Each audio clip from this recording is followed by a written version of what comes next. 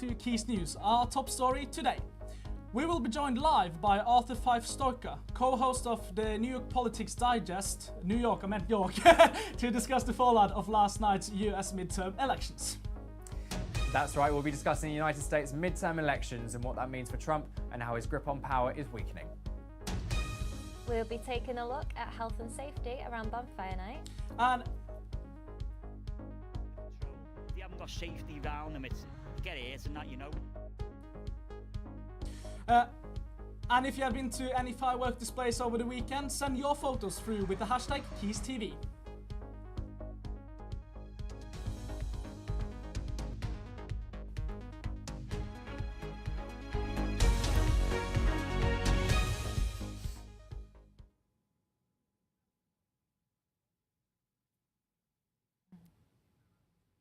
Hello and welcome to Quays News. It's the 7th of November. Where we will give you the updates of all the latest news. To start the show today, we're going over to our political correspondent, Joe Wilmot. Thank you very much. Now, Donald Trump has lost control of the House of Representatives as it is taken over by the Democrats. That's our top story today. Three branches of US government, you have to remember: legislative, executive and judicial. This is all legislative. So now the US Congress is made up of the Senate and the House of Representatives. It includes things like the Library of Congress, which if you ever watched National Treasure Book of Secrets, you will have heard of. The important things to remember is Congress is made up of 535 total voting members, 435 from the House and 100 from the Senate. Now, how many representatives you have depends on the size of the state's population. This is really important. For example, California has 53 representatives, whereas Iowa only has 4.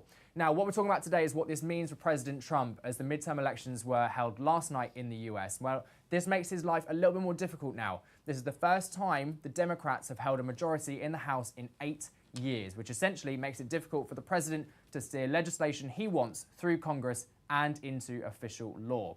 Now, this does also prove a recurring trend in US history, that whichever party is not in the White House does well in the midterm elections. Now, in the last few minutes, Trump has held a strong Republican majority within the Senate. That's coming through in the last couple of minutes now for you. So essentially, the houses are split, which means the US is being governed by two parties. Now, joining us now via Skype is Arthur Fife Stoker, co-host of the York Politics Digest. Now, Arthur, what does this? Thank you for joining us today. But what does this mean for President Trump's hold on power? Well, essentially, it means that his economic policies are going to have a lot more trouble being passed. The House controls really the purse strings of the American government, and so any economic agenda and reform, tax policies, for example, are going to really struggle to go through. So in terms of having a split government for the United States, obviously we've not seen this for a very long time. What do you think that means for the American people? Well, I think the American people have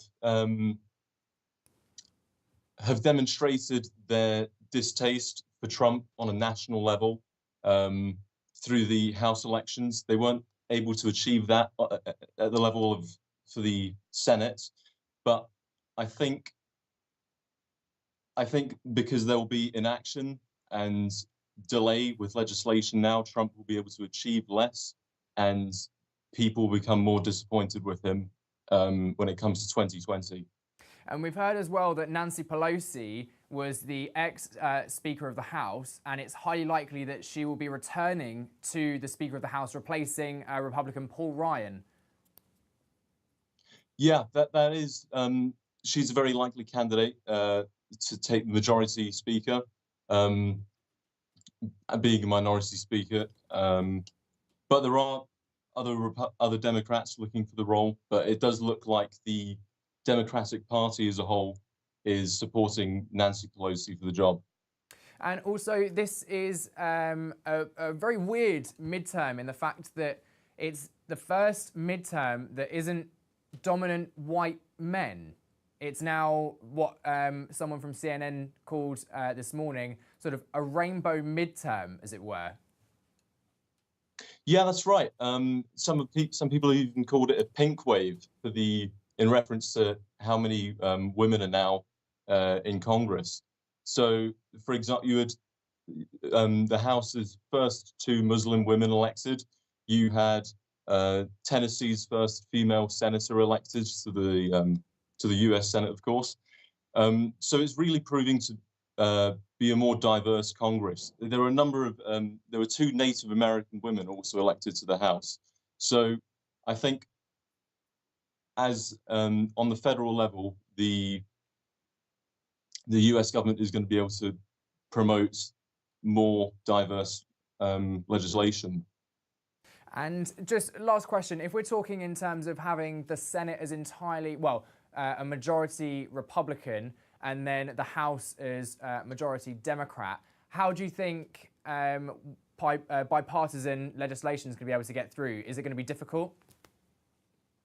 I think it will be tricky. I think we'll see a lot of similarities with the Obama years, where the Democrats had the Senate, and the Republicans held the House with Paul Ryan as the majority speaker. There was a lot of trouble with funding Obamacare during that period, and the Democrats are going to have that power over Republican economic policy. Lovely. The Senate does have the power over judicial nominations and foreign treaties, but in terms of the purse, the budget of the United States, the Democrats have got total control there. Lovely. Arthur Fife Stoker, thank you very much for joining us from the York Politics Review. Thank you. It was a pleasure. Thank you. Now, the Kent Union has banned students from dressing up as Tories for Halloween. The Kent Union have told their students not to dress up as a particular race, culture or stereotype for Halloween, which surprisingly includes dressing up as Tories. Now, the rules stated fancy dress themes should not be centred around a political group, stereotypes or the stereotypes of different levels of perceived class in the means to diminish their worth or validity. Now, Lars and Emma, I just thought the list of costumes, I want to know your thoughts on this, because the list of costumes banned include the following themes.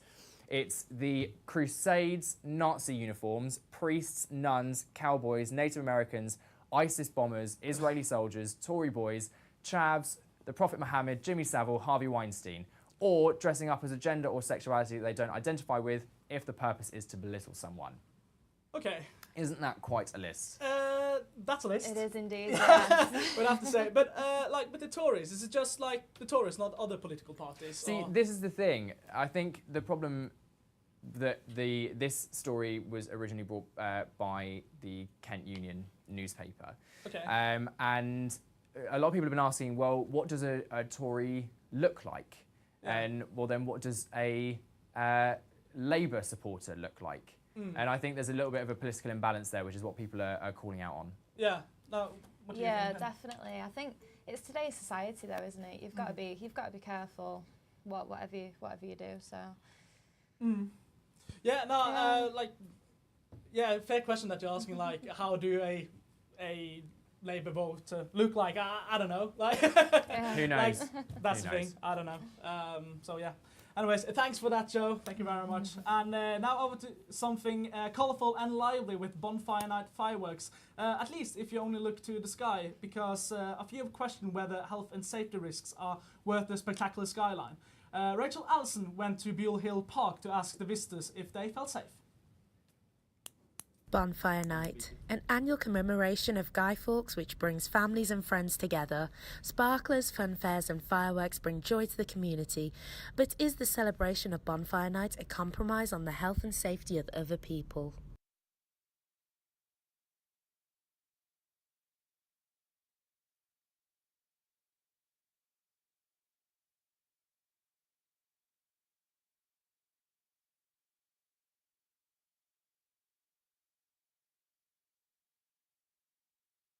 As the last firework makes a bang at Buell Hill Park, many other home firework events are just beginning in the neighbouring houses. However, there is growing concern as to how safe home firework displays are and the availability of any 18-year-old being able to buy fireworks at this time.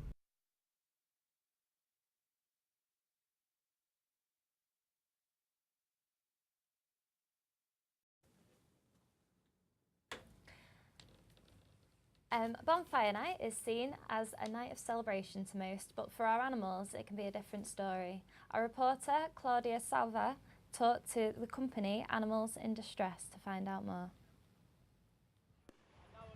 Every year, thousands of pets suffer as a result of fireworks being let off. Their blankets may shield them and the loud music may disguise the noise, but the acute hearing of animals still detects each bang. So, is your dog frightened by fireworks? What do you think about it? No, I live close by and as all the windows are shut and the curtains are drawn.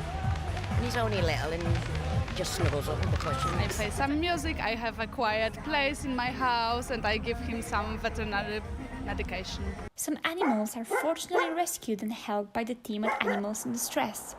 All kinds of animals, from cats, dogs to even rabbits, can experience different sorts of effects as a cause of the fear of fireworks. Heavy breathing, cowardice, hiding, all those kind of symptoms. They're just symptoms of fear, and the animal's afraid. However, due to the dangerous effects that it has over them, not one pet was sighted at Beale Hill Park tonight. By the turnout in Beale Hill Park, Salford, Bonfire Night is a tradition that will always live on for the Manchester people. However, this may not be the best part for the dog owners and their pets, considering the traumatizing effects that it has over the animals. Reporting for Quays News, this is Claudia Sava. Apologies for the early sound difficulties, but now over to our reporter Charles Mulholland for a quick sneak peek on the weather. With this week's weather, with the Manchester Derby coming up this weekend. And now our reporters David Poucher and Holly Pritchard went to interview Tom Toga, Chief Officer at the Citizens Advice Bureau in Salford, about poverty awareness and whether or not people in Salford who rely on food banks are considered to be living in poverty. I mean, how you define poverty is always a very kind of tricky question, and there's a great deal of kind of academic debate about it. I think you can cut through all of that academic debate and you can be really quite straightforward. If you can't afford to feed your family, you can't afford to meet your basic human rights, your basic hygiene needs, you're in a difficult position. That will do me for a definition of being poor. And on that basis, we're very keen to make sure that we're working to alleviate that level of poverty in the city. Stress is a part of everyday life, and this week is National Stress Awareness Week, and Anya Lubowica went out to speak to experts on how to manage stress. When life is faster than ever, why does it become a drug? If stress is an everyday factor, do we know what causes it and how we are supposed to manage?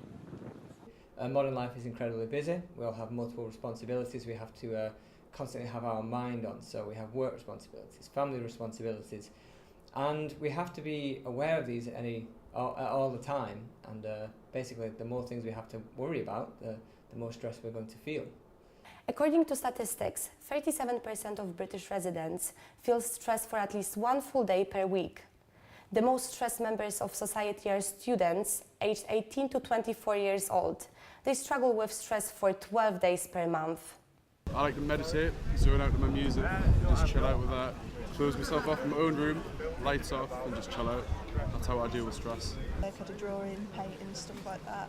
I listen to music a lot. Being organised and preparing beforehand so that when I have an assignment due in next week or something, I'd already prepared. While alcohol, caffeine and tobacco might relieve stress in the short term, they don't offer a long-term solution. Yoga, on the other hand, might. Stefan started yoga to stretch his body. Now he helps other people relax. When I started doing yoga 12 years ago, I realized that I didn't feel as anxious when I'd finished practicing.